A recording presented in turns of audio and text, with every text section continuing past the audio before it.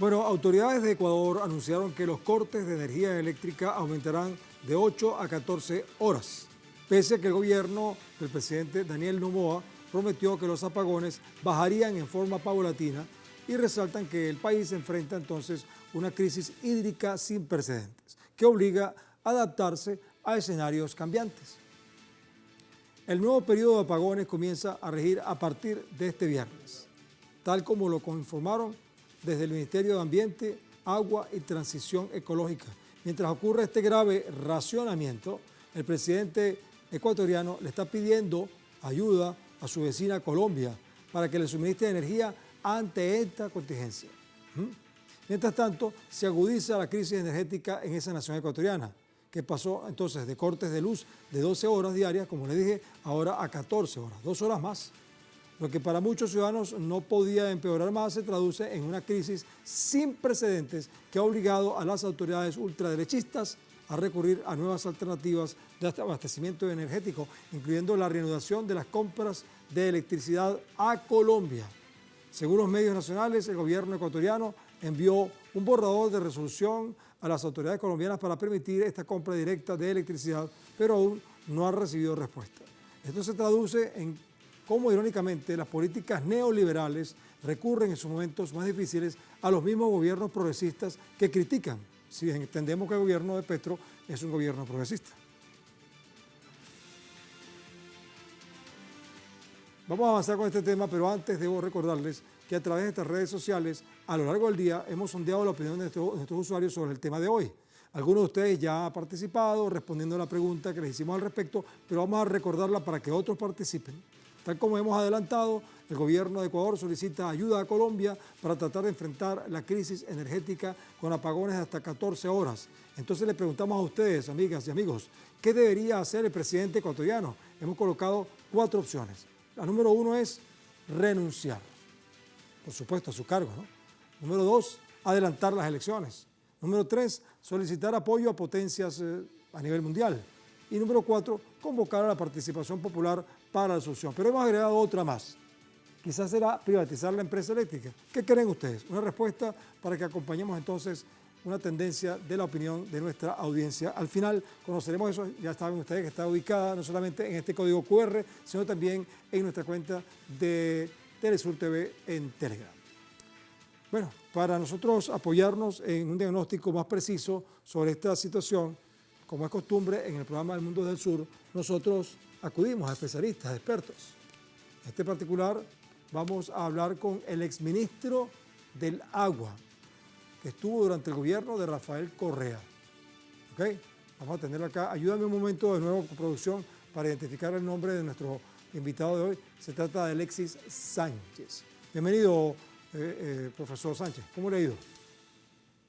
Muchísimas gracias, un placer poder conversar con ustedes. Pues efectivamente estamos acá para dar respuestas y poder explicar cuál es la situación energética trágica, diría yo, no solo crítica, que vive nuestro país, gracias a la irresponsabilidad, a la negligencia, a la corrupción y al afán privatizador de los últimos 3 gobiernos neoliberales que lamentablemente nos han llevado a este abismo que parecería no tener solución. El problema comienza justamente el año 2017 cuando el presidente Moreno se alejara de la línea de planificación de trabajo, no solamente en lo político, en lo ideológico, sino también en lo técnico, y deja de ejecutar el Plan Nacional Energético. Al año 2016-2017, Ecuador se transformó en un exportador de energía eléctrica. Nosotros exportamos energía tanto a Colombia cuanto a Perú. Y en este plan, obviamente, debían continuarse las obras, la ejecución de obras, durante los años subsiguientes. Han pasado cerca de 8 años en los cuales los 3 últimos gobiernos, insisto, no han implementado ni un solo nuevo proyecto. No solamente los proyectos hídricos, sino también proyectos, por ejemplo, de carácter térmico, de los cuales tanto se habla. Y esto lo han hecho tomando en cuenta que la demanda energética nacional crece en promedio entre el 8 y el 10%. Estamos hablando entonces que 8 años después se ha incrementado entre el 70 y 80% la demanda energética y no se han implementado los proyectos y los existentes no han tenido el debido mantenimiento, el debido control operacional para que, por ejemplo, las centrales térmicas que salieron de servicio cuando fueron reemplazadas por las 8 hidroeléctricas construidas durante el gobierno de Rafael Correa puedan operar justamente en épocas de estiaje. Es en el estiaje justamente donde este parque térmico tiene que activarse, pero para esto debe estar operativo, cosa que no sucede justamente por la inconsciencia, la irresponsabilidad, el desconocimiento, la corrupción y algo muy importante, los gobiernos neoliberales pretenden destruir el sector eléctrico con objetivos de privatizarlo, infraestructura estratégica. Y en este momento, claro, ahora una sequía que afecta no solamente al Ecuador, sino a muchos países sudamericanos en este momento, nos ha llevado a esta situación y se pretende dar solución con parches absolutamente inapropiados, insuficientes, y claro, el próximo gobierno tendrá que enfrentar esto con muchísima responsabilidad, ya que el actual, al igual que los anteriores, ha hecho absolutamente lo contrario. En la medida de su pregunta, ¿qué es lo que Colombia podría hacer por nosotros? Bueno, manifestarles que al inicio de esta crisis, Colombia ya le estuvo exportando energía a Ecuador, es decir, estábamos recibiendo esta energía, pero Colombia, que obviamente es un país que comparte nuestra geografía, también está atravesando una época de estiaje. En este sentido, el presidente Petro, a pesar de esa realidad, está obviamente buscando la posibilidad de dar una mano a este país hermano, a Ecuador, pero insisto, el estiaje también afecta a Colombia y no es una situación fácil. En la medida de que esto suceda, tampoco sería una solución, porque al momento de la demanda energética que tiene Ecuador, que son alrededor de 4.500 megavatios, estamos con un déficit de al menos 1.100, 1.200 megavatios. Esto ha significado que a partir del día de hoy tengamos apagones de 14 horas. Es decir, hemos retrocedido 30 o 40 años atrás. El Ecuador, insisto, que era exportador de energía al 2017, ahora atraviesa una crisis nunca antes vista. Profesor Sánchez, profesor, disculpe, hablando de los temas que conversaba usted acerca de los gobiernos de Rafael Correa, la excusa de Daniel Noboa sobre la dependencia hidrológica de Ecuador para generar energía eléctrica fue desmentida por el expresidente del mismo país, Rafael Correa. De acuerdo con los datos mostrados por Correa en su perfil de X, Ecuador siempre ha tenido respaldo la energía térmica para enfrentar crisis como la actual. Según Correa, en 2007 la energía térmica representaba 52,4% de la matriz energética del país y para 2023 aún cubría 38,8%. Asimismo, el exmandatario destacó que en 2015 Ecuador se posicionó como el quinto país en el ranking mundial de seguridad energética, siendo importante resaltar que esto fue gracias al equilibrio de la energía hidráulica y térmica. Bajo este contexto, Correa acusó al gobierno de Noboa de corrupto e ineficiente, señalando que han dejado perder el sistema eléctrico de Ecuador debido a sus robos, tal como usted decía hace un momento, amigo Sánchez. Bueno, hay un detalle aquí importante. Yo no sé si en Ecuador, pero en algunos países sectores políticos y empresariales han dicho no, es que el gobierno no sabe gerenciar los servicios públicos, hay que privatizar, hay que entregar en manos empresariales, por ejemplo, la electricidad. Y probablemente estén pensando así en Ecuador. No sé, pero es que además el presidente es empresario. Su papá es empresario y según tengo entendido han acumulado enormes cantidades de dinero. ¿Y cómo es que no saben gerenciar por lo menos esta crisis? Efectivamente, mire, para contextualizar lo que usted bien manifiesta, manifestar que diríamos, la capacidad en potencia instalada en el Ecuador sobrepasa los 8.200 megavatios, de los cuales alrededor de 2.800 son de energía térmica. Es decir, cuando se dice que la matriz energética hídrica ha sido un error impulsarla por parte de la Revolución Ciudadana, se habla sin ningún tipo de argumento. Mire, el potencial hídrico del país es inmenso. Nosotros tenemos un potencial de por lo menos 24 o 25 mil megavatios. Eso significa el triple de la capacidad instalada actual, significa 5 o 6 veces más la demanda de este momento. Pero nosotros no hemos descuidado, obviamente, otros tipos de generación, tomando en cuenta inclusive la generación térmica, que si bien contaminante, en la base de la matriz energética lo que busca es justamente suplir las necesidades cuando tenemos estiaje.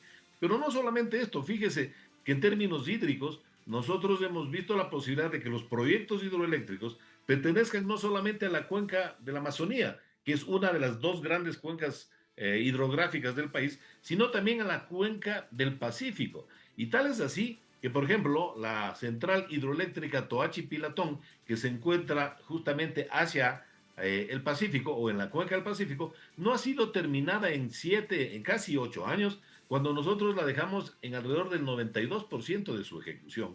Y esta era otra alternativa porque esa olla, esa cuenca hidrográfica, no tiene el mismo régimen hidrológico y no está atravesando la sequía de las cuencas de la Amazonía. Es decir, que aquí hay una negligencia completa, pero además de la negligencia viene el afán privatizador.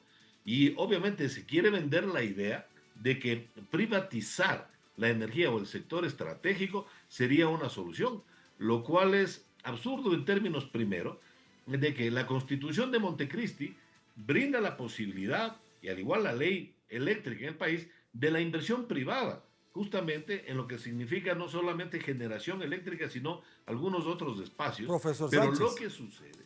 no me extrañaría que detrás de esos intereses de privatización haya algunas empresas vinculadas con las empresas Novoa, no sé, se me ocurre pensar, no estoy seguro, es una hipótesis, quién sabe, ¿no?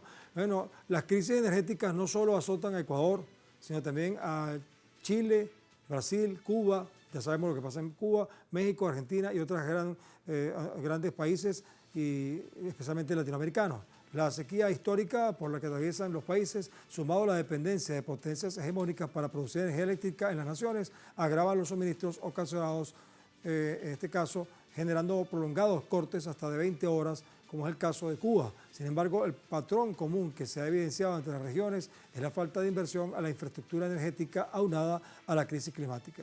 Ahora, fíjense ustedes, profesor Sánchez, en el caso de Cuba se entiende porque hay un bloqueo criminal, pero en Ecuador no hay ningún bloqueo. Y además, la matriz mediática contra Cuba ha sido bestial, no así para el caso de Ecuador. Quedan pocos segundos o minutos, profesor, para su conclusión.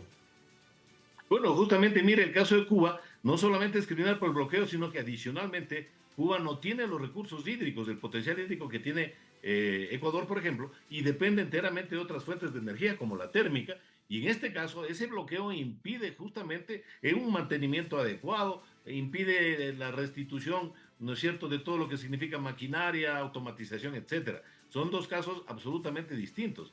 Ecuador es un país rico, inmensamente rico en recursos hídricos, que había desarrollado su matriz energética de manera correcta. La base fundamental de esta matriz debe ser hídrica, pero debe acompañarse de otras formas complementarias no contaminantes, como la eólica, como la térmica, etcétera, que no significarán más allá de un 10% de potencial energético, y en la base también para casos de emergencia, la energía térmica, como así lo contempla el Plan Nacional de Electrificación, que preveía justamente proyectos hasta el 2017, no solo para satisfacer la demanda, sino para seguir exportando energía a los países hermanos de Latinoamérica. Muchas gracias al profesor Alexis Sánchez, exministro del Agua durante el gobierno de Rafael Correa, experto en temas energéticos. Muy claro todo lo que ha dicho, pero me quedé con la interrogante que quizá la vamos a desarrollar en el resto del programa sobre el tema de la privatización. ¿Quién está detrás?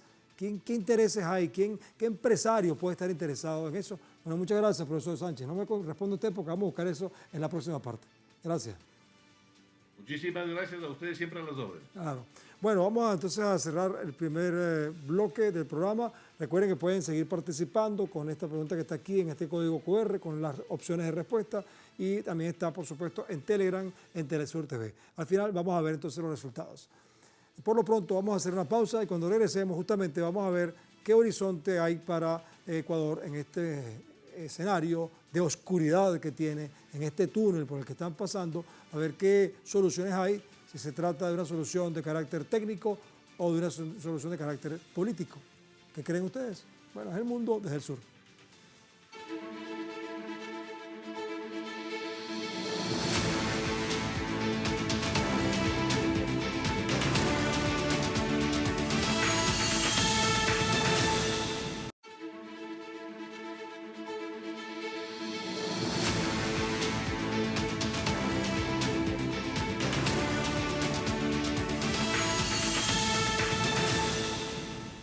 Seguimos en el mundo desde el sur, hoy analizando el tema de los apagones o el racionamiento eléctrico en Ecuador, y para eso vamos a contar ahora con el apoyo de Sebastián Rivadeneira, que es experto en sistemas energéticos. Él está en Ecuador y bueno, no sé en este momento cómo está la situación eléctrica en tu casa. ¿Hay apagón o hay luz? Muy buenas noches. Bueno, en este momento estamos con generación propia porque lamentablemente las restricciones son totales. Estamos hablando de aproximadamente un 37% de déficit de energía eléctrica en todo el territorio nacional, y esto prácticamente significa que de los 91 gigavatios hora que se consumen un día, ahora estamos prácticamente con 57 gigavatios hora. Para poner esto en una magnitud, es como que en Colombia estuvieran consumiendo alrededor de 240 gigavatios hora.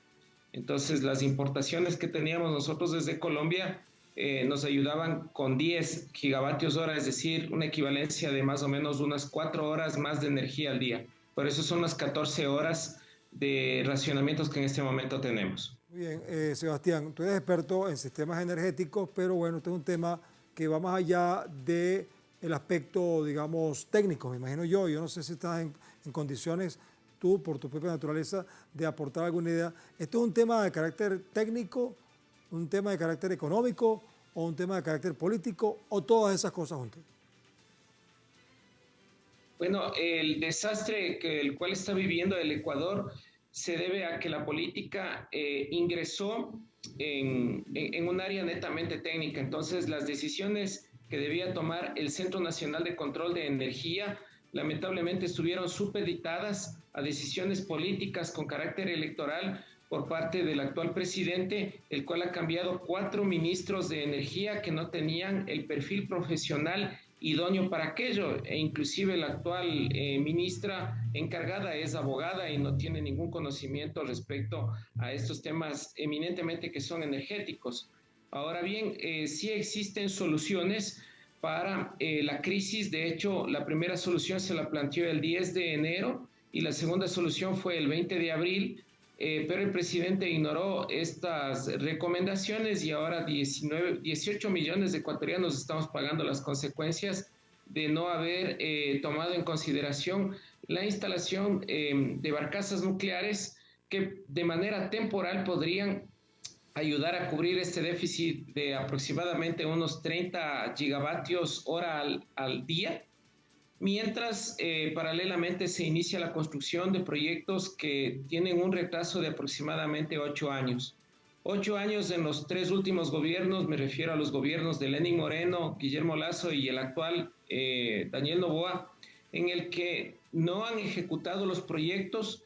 Y la manera clara de ver esto es la ejecución presupuestaria de la Corporación Eléctrica del Ecuador, quien ni siquiera ha llegado al 50%, y el actual viceministro de Electricidad formó parte de los gobiernos anteriores y estuvo a cargo de la dirección de los proyectos de expansión, los cuales no fueron ejecutados. Así que la realidad que tenemos en gobiernos anteriores se repite con el actual gobierno. Sebastián, nuestro equipo de producción ha podido investigar un poquito este asunto y nos cuenta que el presidente de Ecuador, Daniel Noboa, ignoró la crisis energética que azota a su país durante su discurso en el 104 aniversario de la aviación civil y el Día de la Fuerza Aérea Ecuatoriana. Recordemos que Ecuador ha estado bajo regímenes de excepción debido a la ola de violencia, otra etapa de oscuridad, pero de carácter social, que bueno, ha vivido esta nación ecuatoriana protagonizada por bandas criminales que incluso buscan la explotación de minerales en el país. Bajo este contexto, el mitin del dirigente se enfocó en felicitar a los graduados y ascendidos del Cuerpo de Seguridad. Sin embargo, se esperaba una noticia diferente sobre los prolongados cortes eléctricos en Ecuador y ese aspecto no fue tratado. Una pregunta, Sebastián, le preguntaba yo al otro invitado, el exministro de Aguas, ¿tú crees que detrás de esto hay algún interés económico? ¿Alguien está, por ejemplo, cocinando la idea de privatizar la industria eléctrica? ¿Alguna empresa vinculada con el gobierno pudiera tener interés en este negocio? Bueno, más allá de una privatización de un servicio público, sí es una crisis inducida, y esta hipótesis puede ser demostrada porque el entonces ex viceministro de Electricidad, Gonzalo Uquillas, formó parte del gobierno de Lenín Moreno, fue gerente de SELEC durante la época de Moreno y de Lasso, y precisamente el actual viceministro, me refiero a Fabián Calero, formó parte de ese equipo.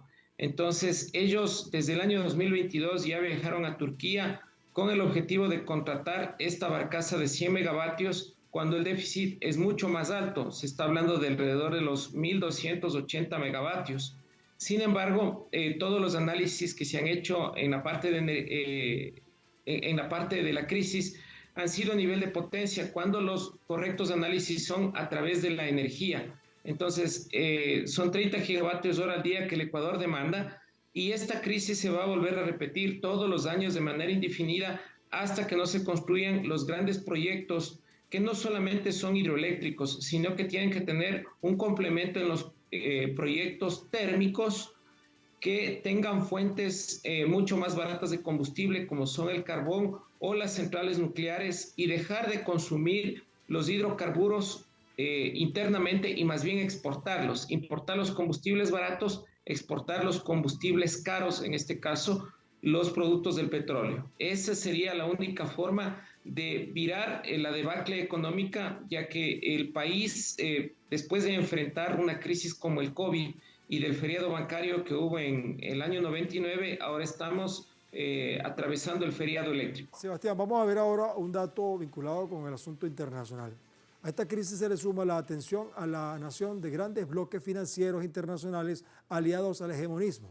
Fíjate tú, por ejemplo, que el Fondo Monetario Internacional ha calificado la crisis eléctrica, y fíjate que el fondo se está interesando en esto, ha calificado esta crisis eléctrica que enfrenta a la nación como grave, que según la narrativa del gobierno ultraderechista ecuatoriano es producto de la peor sequía en años. Para expertos se trata de una oportunidad para el Fondo Monetario Internacional, pues la crisis influiría en las necesidades de financiamiento y en la situación fiscal de Ecuador.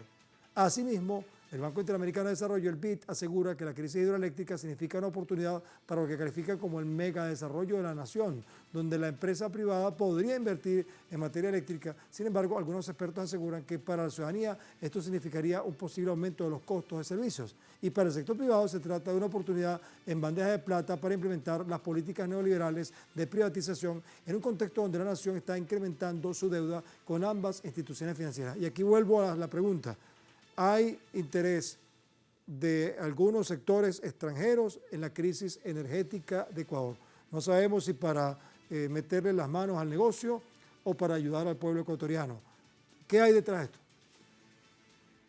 En este momento, para la inversión, para los inversionistas internacionales en el Ecuador, no es un buen negocio venir para el Ecuador, porque no existe la seguridad jurídica, no existe un manejo técnico adecuado del sector eléctrico, hay un déficit económico tremendamente grande porque la cantidad de energía que nosotros generamos es más cara de la que las empresas distribuidoras cobran, y también existe una inestabilidad respecto a la parte hidroeléctrica cuyo valor se ha ido en picada respecto a este tema de la sequía. Sin embargo, hay que recordar que en el Ecuador y en muchas partes de la cordillera de los Andes en Sudamérica, los meses de estiaje son octubre, noviembre y diciembre. Es decir, ahí no hay agua en los ríos para producir, en este caso, energía hidroeléctrica, que es mucho más barata, lo cual ha permitido al Ecuador mantener la energía más barata de la región. Estoy hablando de 9 centavos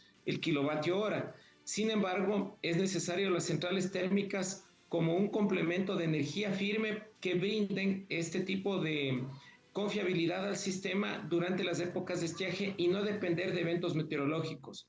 Lo que quiero decir es que ningún gobierno tiene que echar la culpa a la falta de lluvias para que ese sea un pretexto de que no hay energía eléctrica. Al contrario, se deben iniciar otros proyectos que brinden energía firme, y lamentablemente el Ecuador está en un camino equivocado porque ellos creen que con las energías renovables no convencionales, paneles solares, energía eólica, va a ser la solución cuando ese factor de planta es mínimo, y en este momento lo que se necesita son centrales térmicas a vapor con combustibles mucho más baratos. Muy bien, Sebastián Rivadeneira, gracias por tu participación. Ha sido muy útil tu experiencia como especialista justamente en eso. Vamos a ver la encuesta que hicimos al principio. Creo que tú escuchaste la pregunta, a ver qué piensan nuestros usuarios. Seguramente habrán unos cuantos de Ecuador que opinaron.